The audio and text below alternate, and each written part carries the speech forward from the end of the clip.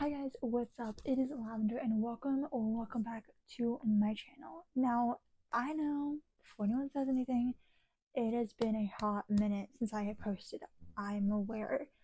And if I'm being honest, half that is just my own self-doubt talking right now, or talking, because for the past month I've tried to film videos, I've tried to film this and that, even for TikTok. And the idea of filming is like super cool, yeah, interesting.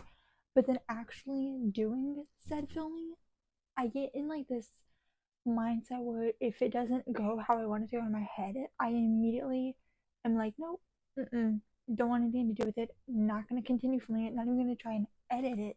So my apologies for not posting in over a month, but I hope this video can get me to actually move forward with things, because there's actually a lot of videos that I do have planned, especially since we are coming up on the fall season, and the fall time is literally one of my favorite times of the year. So moving forward with what this video is actually about.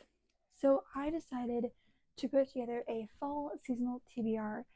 I just figured that over the past few years that fall or seasonal TBRs are way more effective than monthly TBRs. I don't know why, but for the past like couple of months, I've tried to put together small, like I'm talking 2-3 book TBRs, and every time, without fail, I never end up finishing the first book or the second book or whatever, or I end up DNFing one of the books. So I'm hoping that putting together a fall seasonal TBR that's like over the course of 3 or 4 months will actually make me like feel better and not feel like I'm in a continuous cycle of panicking and being like I don't have enough time to read books.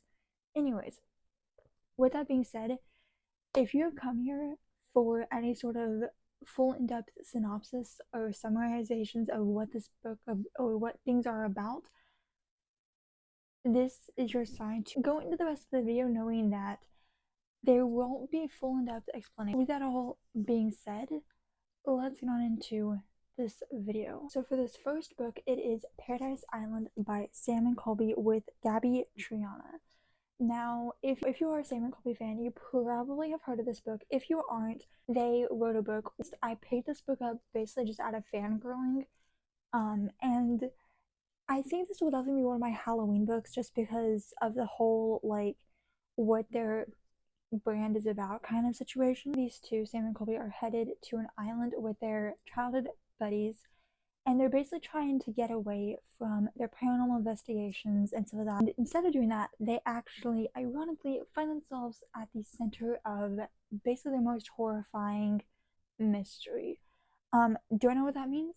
No. I've mainly picked it up because of fangirling, thinking this is going to be a good, fun little read. First book on the TBR.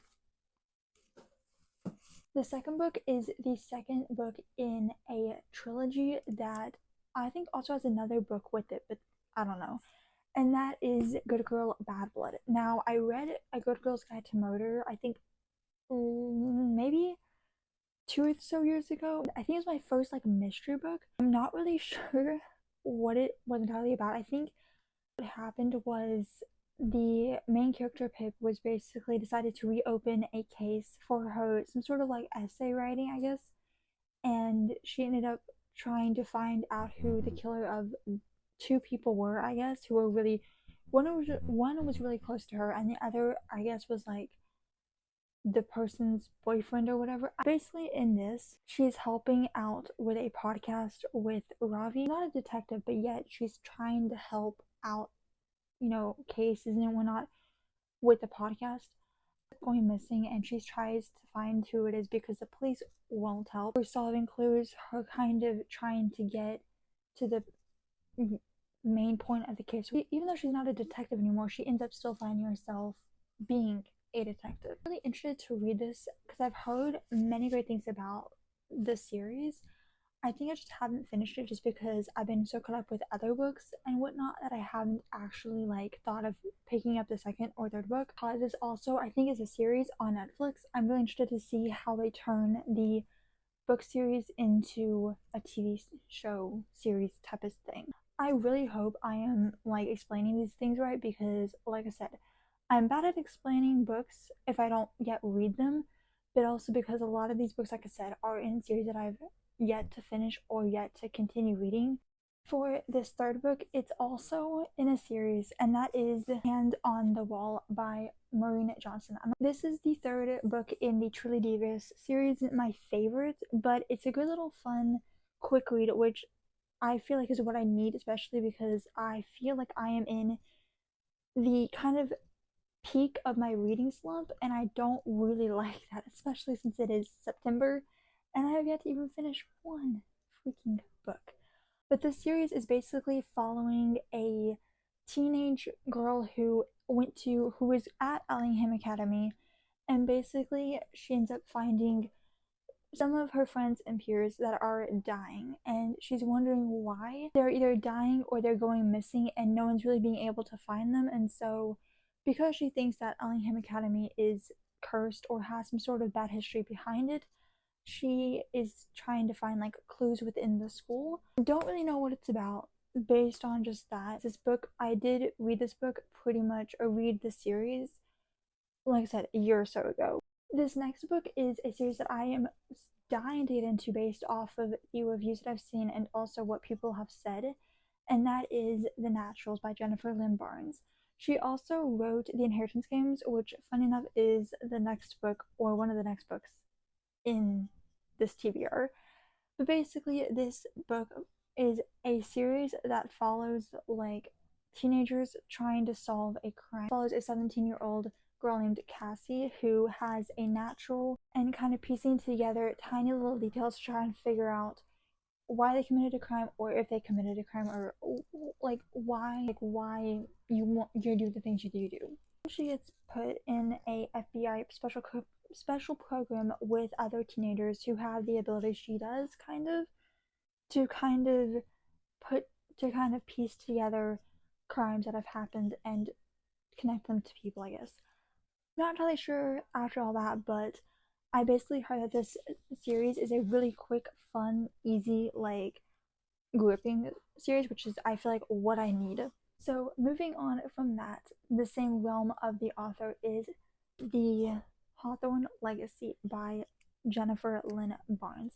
This is the second book in the Inheritance Games, and I know I am so late at finishing this, or so late at starting to finish this, but I just like this gives the perfect like dark academia mystery fall kind of vibe. So I could not say no to reading this book during the fall. We're following Avery Grams, who apparently gets signed into the will of Tobias Hawthorne, who has a huge estate that is worth millions and millions of dollars. And basically, she somehow gets roped into it because she's apparently related to him somehow, and gets literally everything, while the other people are left with like a couple $1,000,000. And they're basically trying to figure out why the heck she got all the money. And Tobias Hawthorne, let me tell you, likes to plant little clues and likes to play little games. So he has been planting clues and little fun things around his estate, while they're also trying to figure out other secrets and other things that have not been shared. While also I'm possibly suspecting a love triangle slash couples kind of romance subplot, which I'm here for. So I am super excited to jump back into this second book. Now, this next book has been on my TBR ever since it came out, but I didn't actually have the anticipation of reading it until it was marketed as dark gothic fantasy. There you go. And that is One Dark Window by Rachel Gilly. When I saw this, I'm not gonna lie, at first I liked the cover, and I wasn't gonna buy it because of the cover anyways. But I didn't anticipate reading it until I heard from other people what the book was actually about and what it followed. And after that, I was like, you TBR cart my bookshelf in that order now. And basically, this follows a girl who has a monster trapped in her head, and basically, apparently, it's like not okay to have that. Like, you can't have that. And if you do have that, the king wants to kill you, which seems like every other fantasy. Yes, I know. Do I have a clue what this book is about? No, but I do know that the magic system involves tarot cards, which I have not seen before, and I'm really interested to see how the author writes it and plays it out. So, yes, again, if you put dark gothic fantasy into the mix of what it already is, it is going to be in my cart, in my hands, in a matter of seconds. These next three are all hardback covers, and I don't know why I felt the need to separate these out, but I did. And the first one is The Invocations by Crystal Sutherland. Now, she also did write House of Hollows, which is also on my TBR, and which also may be on my bookshelf in a matter of months. But basically, I actually don't know what this is about. I basically have heard though on, I think Katie is reading read this and she really enjoyed it, and immediately, because me and her kind of have the same reading style, immediately I was like, I have to read this. I have to get it. Though I kind of forgot about it until I was at the bookstore and trying to actually find a book, my book club book pick last month, and I ended up finding this book instead. I don't know how that worked out. I really don't. But you know what? I just feel like I couldn't leave the bookstore without buying a book, so this was the book that I bought. If I'm being honest, I have zero clue what this book is about. All I know is that it sounds really interesting, and also the cover gives off like super mystery like vibes, if I'm being honest, and also kind of girl in a university who is also like has magic in their system or whatever, and things that are happening things are happening that not everyone talks about behind the scenes and behind closed doors, but then that gets revealed through also someone else, and someone goes missing. That's all I can really tell you based on the cover, and I don't know if I'm correct. I hope I am correct. This next book, I haven't read books by this author, but I think it will be interesting to read outside of her really popular series, which is Shadow and Bone trilogy, and that is The Familiar by Leigh Bardugo. Now, do I have a clue what this book is? Or is it about?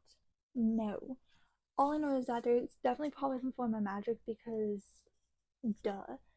But also I mainly picked this book up because the cover, like hello, stunning, but also because black sprayed edges and the end covers are absolutely stunning.